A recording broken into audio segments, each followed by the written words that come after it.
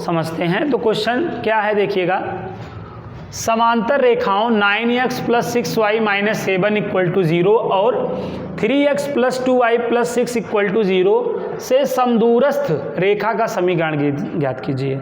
ठीक है, दो पैरेलल लाइन गिवन है।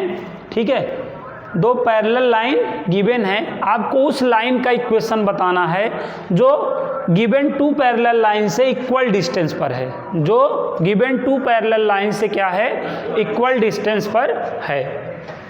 और ये आपकी पैरेलल लाइंस हैं। ठीक है, अब यहाँ पर देखिए बेटा, अगर ये पैरेलल लाइन है, ठीक है, तो दो पैरेलल लाइन आप हमेशा कैसा देखना चाहते हो ना, ये बात आप जानते हो क्या, कि दो पैरेलल लाइन अगर होती हैं तो आप हमेशा ऐसा देखना चाहते हो कि फर्स्ट टू में जो एक्स वाई का कॉफिशिएंट हो वैसा ही लास्ट टू वाले में भी एक्स वाई का कॉफिशिएंट रहे ना।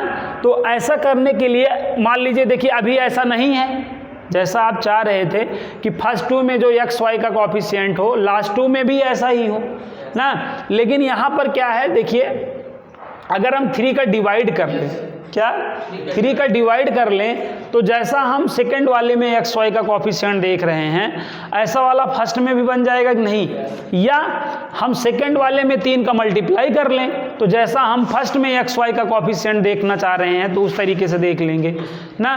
लेकिन डिवाइड करना ही ज़्यादा बेटर होता है कि नहीं, क्योंकि छोटी चीज़ को बड़ा करना कठिन काम है भाई। छोटी चीज़ को बड़ा करेंगे तो कैलकुलेशन आपको बड़ा करना पड़ेगा, लेकिन कोई चीज़ बड़ी है और डिवाइड देने से भी काम हो जा रहा है, अगर डिवाइड और मल्टीप्लाई से दोनों भी काम हो रहा है तो आप हमेशा डिवाइड करना चाहेंगे, अपना गम हल्का करना चाहेंगे, मल्टीप्लाई करके वजन अपना आप बढ़ाना नहीं चाहेंगे, है कि नहीं, तो हमेशा डिवाइड करना चाहेंगे।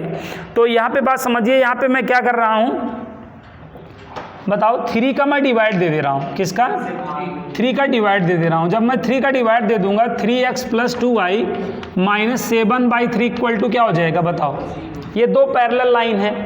तो ये देखो ध्यान समझना, ये आपकी पहली वाली फर्स्ट वाली पैरेलल लाइन हुई, ध्यान दीजिए यहाँ पे देखिएगा, ये आपकी फर्स्ट वाली पैरेलल लाइन हुई जो कि क्या है 3x + 2y - 7/3 = 0। ठीक है, और ये आपकी सेकेंड वाली पैरेलल लाइन है, ये वाली, ठीक है, ये आपकी सेकेंड वाली पैरेलल लाइन है जो कि क्या है 3x + 2y + 6 = 0।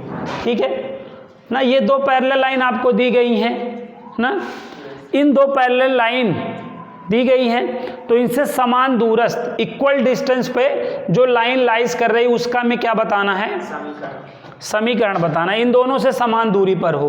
तो ऐसा जब हम बीच में लेंगे तो ही पॉसिबल है कि नहीं बताओ।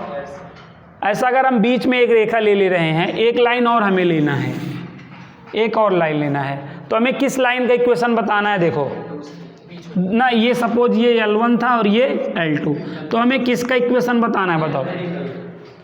अगर L1 और L2 ऑलरेडी पैरेलल हैं ना, तो इनके बीच में जो लाइन है वो भी तो पैरेलल ही होगी। ये तीनों लाइनें एक दूसरे के पैरेलल हुई कि नहीं बताइए, हुई ना। तो अब हमें L3 का इक्वेशन बताना है, क्या बताना है, L3 का। अब आपसे आप ये बात जानते हो, जैसे एक लाइन है ये इक्वेशन आपका कोई लाइन है, कोई लाइन का ये इक्वेशन है। अब अगर मैं आपसे पूछूं तो इसके पैरेलल लाइन का इक्वेशन बताओ तो क्या होगा, 3x + 4y + λ = 0 करेंगे कि नहीं।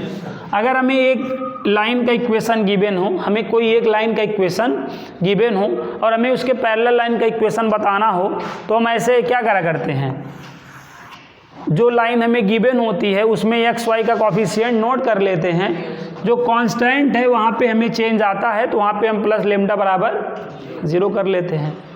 अब हमें इन दोनों लाइनों के पैरेलल लाइन का इक्वेशन लिखना है, तो देखो ये ठीक है, जो पैरेलल लाइन का इक्वेशन है ना ये, तो जो L3 का इक्वेशन हम लिखेंगे उसमें भी तो 3x + 2y + λ = 0 बन जाएगा कि नहीं बताओ। जो L3 है L1 और L2 के पैरेलल है ना ऑलरेडी, तो यहाँ पर जो एक्स वाई का कॉफिशिएंट और साइन है वही तो L3 में भी एक्स वाई का और साइन वही रहेगा, बदलाव कहाँ होगा, केवल जो है कांस्टेंट के प्लेसेस पे ही तो चेंजेज आना है, तो वहाँ पे मैंने प्लस लेमडा बराबर 0 कर दिया। तो यहाँ तक बात समझ में आई कि नहीं बताओ। मैंने L1 और L3 की हेल्प से L3 का इक्वेशन लिख दिया कि नहीं। अब L3 का इक्वेशन हम ये कह क्यों नहीं पा रहे हैं, क्योंकि हमें लेमडा की वैल्यू नहीं पता है ना, और लेमडा की वैल्यू के लिए ही तो कहा है कि ये जो लाइन है इन रेखाओं से क्या है बताओ, तो ये दोनों ये डिस्टेंस समान है कि नहीं बताओ, है कि नहीं। अगर इस पॉइंट को मैं C बोल दूं और ये पॉइंट M, इस पॉइंट को मैं P बोल दूं और इस पॉइंट को M बोल दूं, बोलो, या N बोल दूं, M बोला ही हूँ, दोनों मैच हो जाएगा, तो यहाँ पे N बोल दूं। तो हमें क्वेश्चन में क्या दे रखा है बताओ, हमें क्वेश्चन में CM इक्वल क्या दे रखा है, PN दे रखा है कि नहीं बताओ। तो ये दो समांतर रेखाओं के बीच की दूरी हुई कि नहीं, distance between two parallel line हुई कि नहीं, ये दो समांतर रेखाओं के बीच की दूरी हुई ना। तो दो समांतर रेखाओं के बीच की दूरी कैसे निकाली जाती है आप जानते हो, ठीक है। दो समांतर रेखाओं के बीच की दूरी, दो समांतर रेखाओं के बीच की दूरी का फार्मूला आप ये नहीं जानते हो, इसी फार्मूले से ही तो distance between two parallel line जो है निकालते हैं। तो चलिए फार्मूले में देखिए, यहाँ पे CM में यही फार्मूला लगेगा। तो देखिए यहाँ पे ये C1 लेमडा हो चुका है कि नहीं बताओ, लेमडा माइनस C2 यहाँ पर क्या हो चुका है देखो, -7/3, तो वो माइनस और ये माइनस क्या हो जाएगा, +7/3 हो जाएगा कि नहीं बताओ।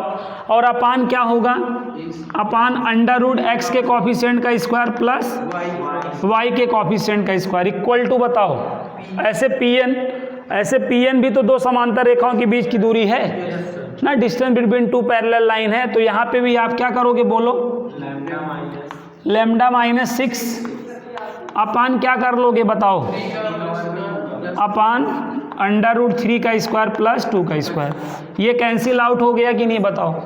और आप क्या जानते हो, आप ये जानते हो कि नहीं, आप ये जानते हो कि अगर mod x equal mod a हो तो क्या होता है बोलो, x इक्वल +- a होता है कि नहीं। तो अब अगर मैं मॉड हटा लेता हूँ, अगर मैं मॉड हटा देता हूँ तो यहाँ पे प्लस माइनस ब्रैकेट में लेमडा -6 होगा कि नहीं बोलो, होगा। जब आप पॉजिटिव साइन लोगे तो lambda +7/3 equal to lambda -6, lambda से लेमडा निकल लिया, तो यहाँ तो लेमडा की वैल्यू निकली ही नहीं, तो प्लस लेना व्यर्थ ही था। अब चलिए माइनस लीजिए, क्या लीजिए, माइनस लेमडा +7/3 माइनस लेमडा -6 हो जाएगा कि नहीं बताओ, हो जाएगा। अब देखो लेमडा +7/3 इक्वल टू क्या हो जाएगा, माइनस लेमडा +6 हो जाएगा, बताओ यहाँ तक आया। अब अगला क्या है देखो, ये माइनस लेमडा इधर ला लो, लेमडा प्लस लेमडा हो जाएगा इक्वल टू 6 - 7/3, सॉल्व कर दो, 2 लेमडा बराबर 6 3 18, 18 में 7 घटा दो 11/3। अब 2 का भाग होगा कि नहीं, तो यहाँ पे लेमडा की वैल्यू क्या आ रही है 11/6।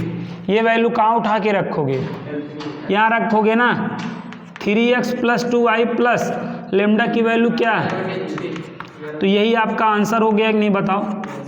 तो इस तरह हमें इस क्वेश्चन को सॉल्व करना था।